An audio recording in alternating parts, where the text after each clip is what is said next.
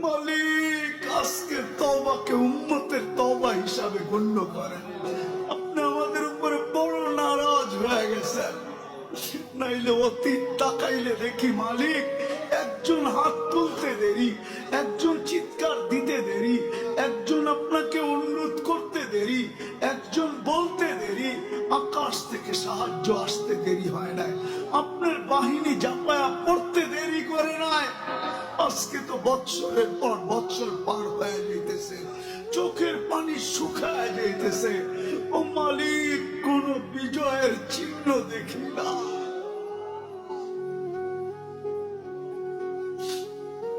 গত রোজাও তো ফিলিস্তিন ওয়ালাদের ইফতার হইতো লাশ দিয়া, সেহরি হইতো লাশ দিয়া। আল্লাহ, এই রোজাও কি এরকমই হবে? জানি না মালিক। এত নারাজ হয়ে গেলেন কেন মালিক? এত নারাজ হয়ে গেলেন কেন? বেশক আমরা শাস্তির যোগ্য, অস্বীকার করি না, কিন্তু আপনি শাস্তি দেন না। আপনার হাবিবের দুশ্মন, আপনার দুশ্মন, আমাদের দুশ্মন, ইসলামের দুশ্মন, কোরআনের দুশ্মন, হাদিসের দুশ্মন, সমস্ত কিছুর দুশ্মন, এদের মাধ্যমে আমাদেরকে পিটা খাওয়ান কেন মালিক? কেন মারি খাওয়ান? কেন ওদের হাতে আমাদেরকে বেইজ্জত করেন?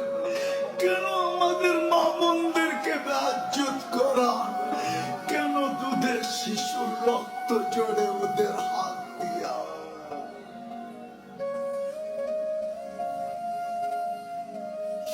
আপনি কি আমাদেরকে ছেড়ে দিলেন? আমরা যাবো তো যাবো কোথায়? আমরা তো এই কথায় বিশ্বাসী, লা মালজা ওয়ালা মানজা, লা মালজা ওয়ালা মানজা মিনকা ইল্লা ইলাইক।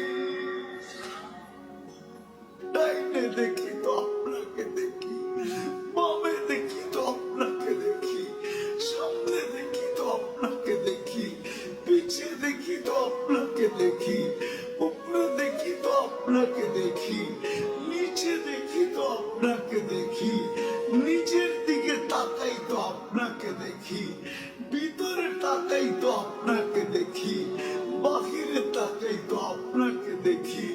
আপনাকে ছাড়া তো কাউকে আমরা চিনি না মালিক।